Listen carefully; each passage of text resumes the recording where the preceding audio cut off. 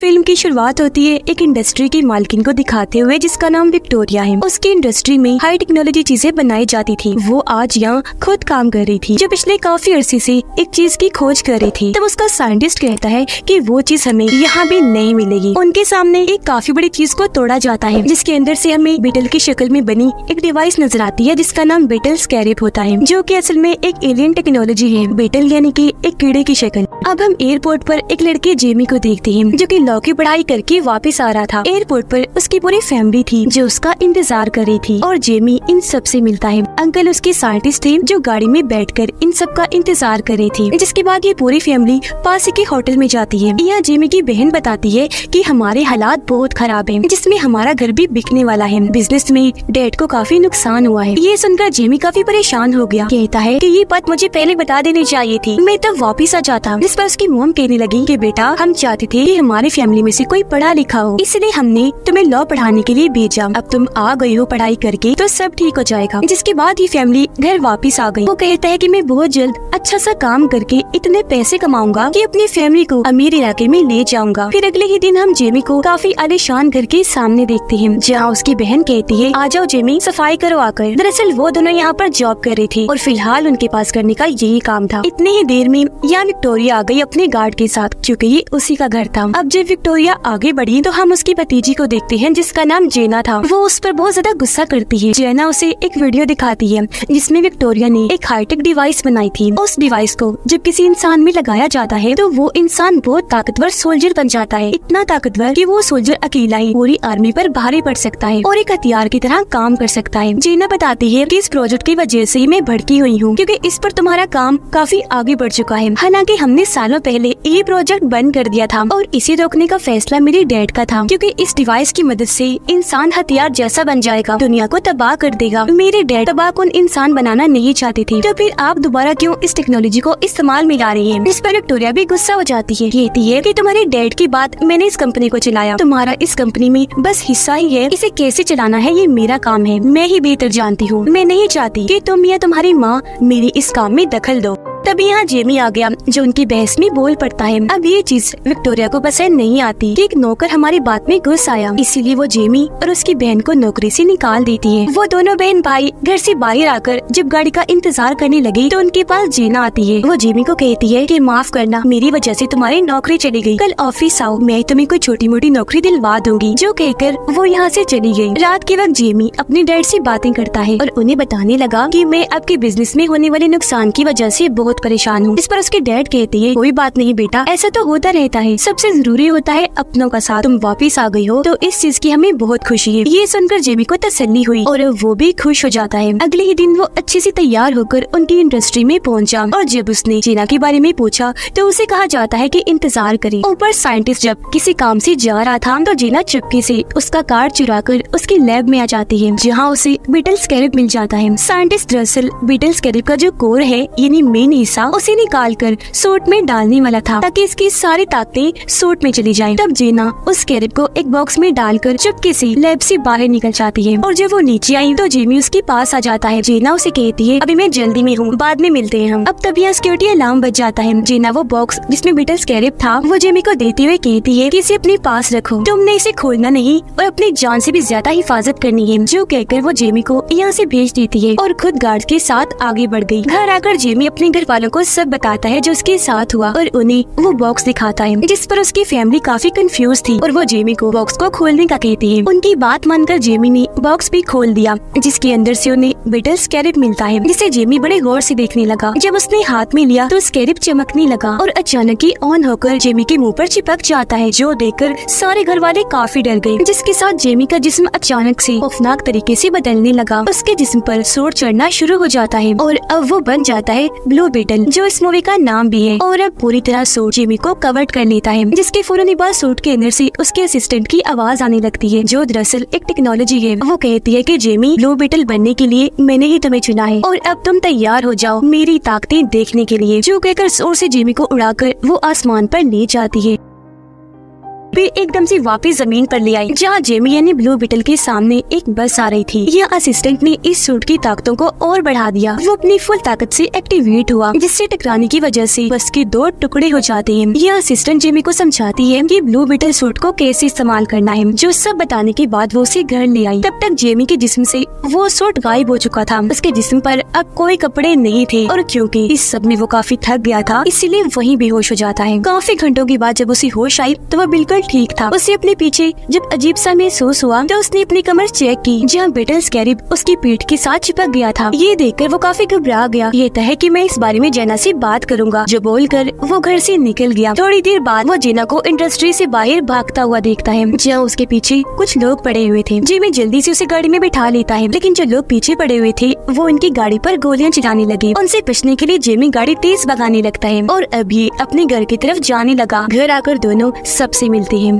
अब जेना जेमी से पूछती है कि स्कैरिब कहाँ है, तो वो उसे अपनी पीठ दिखाते हुए कहता है कि देखो ये यहाँ फिक्स हो गया है, चिपक गया है। ये देखकर जेना काफी हैरान हुई। फिर बताती है कि ये इसलिए चिपका क्योंकि इसकी शक्ल बीटल जैसी जो है, और ये है बीटल स्कैरिब, जिसे पहले मेरे डैड भी इस्तेमाल किया करती थी, लेकिन अचानक वो गायब हो गई और मेरे ख्याल से अब वो नहीं रही। लेकिन जब वो जिंदा थी तो इस टेक्नोलॉजी को उन्होंने बंद कर दिया था, लेकिन मेरी आंट विक्टोरिया ने इस टेक्नोलॉजी को फिर से इस्तेमाल करना शुरू कर दिया, क्योंकि वो जानती है कि बीटल स्कैरिब के कोर में बहुत ताकत है। मेरे डैड इस बात से इत्तेफाक नहीं करते थे। उन्होंने इस बात की मुखालफत की क्योंकि उनका मानना था कि बीटल स्कैरिब खुद उस इंसान को चुनेगा कि कौन ब्लू बीटल बनेगा और उसकी ताकतें इस्तेमाल करने का असली हकदार होगा। और इस बार बीटल ने जेमी को चुना है। जेमी कहता है कि मुझे नहीं चाहिए ये, मुझे इस बीटल स्कैरिब को निकालना है, कोई हल बताओ। जिस पर जीना कहती है कि एक हल है मेरे पास, लेकिन उसके लिए मुझे एक जगह पर जाना है जिस जगह की चाबी मेरी कंपनी में है, लेकिन वहाँ जाना खतरनाक है। जिस पर जेमी के अंकल जो साइंटिस्ट थे बताते हैं कि मैंने एक ऐसी डिवाइस बनाई है जिसकी मदद से मैं एक साथ पूरे बिल्डिंग के सभी सिस्टम को हैक करके अपने कंट्रोल में कर सकता हूँ, जिसके बाद उनकी कंपनी के सभी कैमरा सिस्टम को हैक कर लिया जाता है और वहाँ एक कार्टून चलना शुरू हो जाता है। इस बीच मौका पाकर जेनी अंदर घुसी और कंपनी की एक घड़ी चुरा कर जेमी के साथ वहाँ से बाहर आ जाती है। बाहर विक्टोरिया का गार्ड खड़ा था जो इनको मारने के लिए तेजी से इनकी तरफ आने लगा। उसने जैसे हमला करने के लिए हाथ आगे किया, जेमी उसके हाथ को पकड़ लेता है और अचानक ही उसका सूट एक्टिवेट हो गया और वो फिर से बन गया ब्लू बीटल। इसलिए वो गार्ड को मारकर दूर फेंक देता है। ये देखकर गार्ड भी अपने असली रूप में आ गया। दरअसल उसे भी विक्टोरिया ने एक सूट बना कर दिया था। वो भी एक्टिवेट होकर इसके जिस्म पर चढ़ जाता है। वो फिर से ब्लू बीटल पर हमला कर देता है। एक साथ उसने कई हमले किए जिन सबको ब्लू बीटल ने अपनी ताकतों से रोक दिया। लेकिन एक वक्त ऐसा आता है जब गार्ड ब्लू बीटल पर भारी पड़ने लगा। उसने बीटल को दबोच लिया और बस उसे मारने ही वाला था कि तभी गाड़ी लेकर जेमी के अंकल यहाँ आ गए। उसने जोर से गार्ड के अंदर गाड़ी दे मारी, जिससे वो काफी दूर जाके गिरा। अब ये मौका देखकर तीनों जल्दी से गाड़ी में बैठे और यहाँ से निकल गए। जीना उन्हें कहती है कि अब हमें शहर से बाहर जाना है। शहर से बाहर आते ही ये जीना के डैड के दूसरे घर पर गए, जहाँ जमीन पर एक काफी बड़ा बीटल बना हुआ था। उसे देखकर जीना हाथ में बनी हुई घड़ी के जरिए उस बीटल के नीचे बनी खुफिया रास्ते को खोल लेती है और ये तीनों नीचे आ जाते हैं। यहाँ आकर पता चला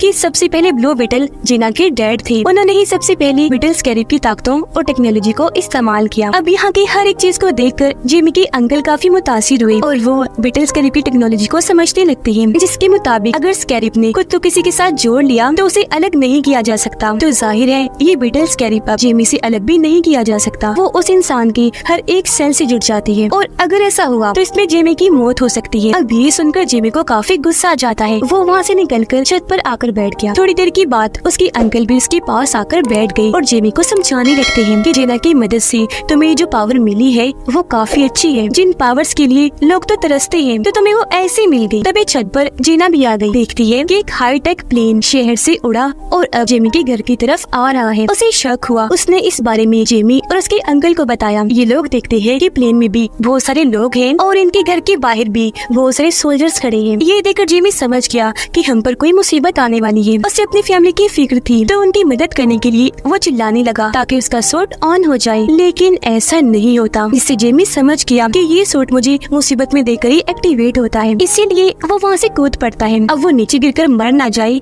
इसलिए ब्लू बीटल हवा में आते ही एक्टिवेट हो गया और अब ब्लू बीटल बनते ही वो वहाँ से आगे बढ़ जाता है। हाईटेक प्लेन में विक्टोरिया और उसका गार्ड थी। नीचे सोल्जर्स जेमी के घर में घुसकर सबको बाहर निकाल रहे थे, लेकिन तभी जेमी इन्हीं ब्लू बीटल उड़ता हुआ वहाँ आया और अपने मुक्कों से मारता हुआ सब सोल्जर्स को उड़ा देता है और अपने घर वालों को यहाँ से भागने का कहता है।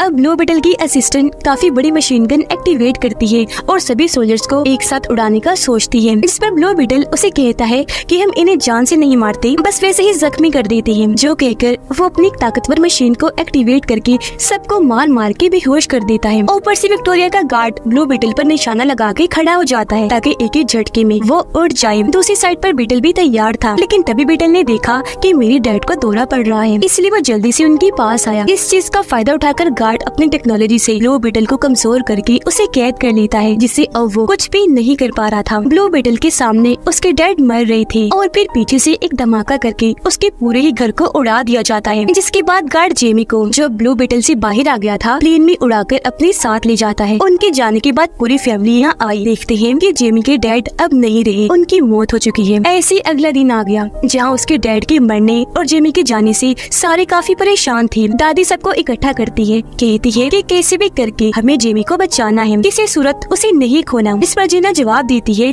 कि इस मिशन में मैं भी आपका पूरा साथ दूंगी। जो कहने के बाद जीना उन्हें अपने डैड की एक और जगह पर लेकर गई, जहाँ उसके डैड ने एक बीटल प्लेन भी बनाया हुआ था, जिसके अंदर बैठकर ये लोग यहाँ से निकल जाते हैं। प्लेन में जीना उन सबको अपने डैड के बनाए हाईटेक हथियार देती है, जिसमें जेमी की दादी एक मशीन गन लेती है। फिर ये लोग विक्टोरिया के आइलैंड पर बने उसके किले को देखते हैं और दादी प्लान बनाती है कि हम उन दुश्मनों का पहले ध्यान भटकाएंगे और अगर उन्हें मारना हुआ तो मारेंगे, फिर अंदर जाकर जेमी को बचा लेंगे। उधर विक्टोरिया ने जेमी को उल्टा लटकाया हुआ था, क्योंकि वो उसकी बीटल टेक्नोलॉजी को निकाल कर अपने गार्ड में डालने वाली थी। यहाँ जेमी साइंटिस्ट से मदद मांगता है, इस पर वो जवाब देता है कि सॉरी, मैं तुम्हारी कोई मदद नहीं कर सकता। साइंटिस्ट बताता है कि इस चीज में जेमी मारा जा सकता है, इस पर वो जवाब देती है कि मुझे इससे कोई फर्क भी नहीं पड़ता। अब इतने ही देर में बाहर बीटल प्लेन से किले पर हमला कर दिया जाता है। तभी जेमी की अंकल उसे नीचे उतारकर दोबारा से शुरू कर देती है, जिससे अब वो इतना ताकत से उन पर हमला करता है कि ऊपर चढ़ने लगा। उसके पैर निकल आए थे, जिसके नीचे वो सब गार्ड को कुचलता गया और बाद में गैस छोड़कर सबको बेहोश कर देता है। अब ये लोग अंदर आ गए, जहाँ जेना लैब का रास्ता ढूंढकर उसी तरफ बढ़ने लगे। इनके सामने बहुत बड़ी कोर जैसी मशीन आ जाती है और ये वही मशीन है जिसके जरिए ब्लू बीटल की ताकतें टेक्नोलॉजी को निकालकर गार्ड के अंदर भेजा जा रहा था। प्रोसेस शुरू हो गया, जिससे ताकतें जाने की वजह से जेमी तड़पने लगा और वो अपने ही दिमाग में कुछ सोचते हुए एक अलग ही दुनिया में चला जाता है, जहाँ उसे अपने डैड नजर आई। जब जेमी उन्हें देखता है तो काफी जज्बाती हो गया, लेकिन जेना और जेमी की बहन उस पूरे कोर पर बॉम्ब्स लगा देती है जहाँ ये ट्रांसफर का काम हो रहा था। अब ये ताकतें जाने का असर जेमी और उसके डैड दोनों महसूस कर रहे थे। उसके डैड कहते हैं, बेटा तुम्हारा दुनिया में अभी भी काम बाकी है, असली दुनिया में तुम्हें सबको बचाना है। मेरा काम यही तक था, इसलिए मैं तुमसे दूर हो गया और अब बेटा मैं तुम्हें आगे बढ़ते हुए देखना चाहता हूँ। ये कहकर वो उसे ब्लू बीटल वाला सूट दिखाते हैं और कहने लगे, बेटा तुम इसकी ताकतें इस्तेमाल करना